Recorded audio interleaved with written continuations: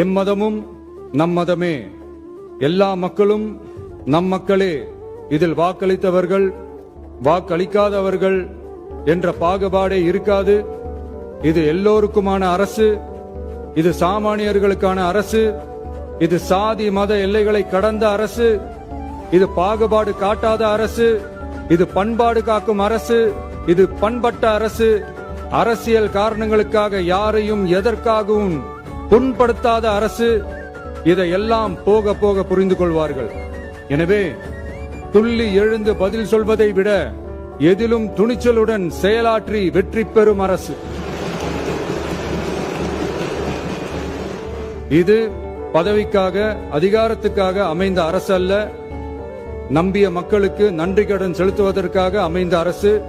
அதிகாரம் காட்டி மிரட்டும் அரசு அல்ல, அனைவரையும் அரவணைக்கும் அரசு.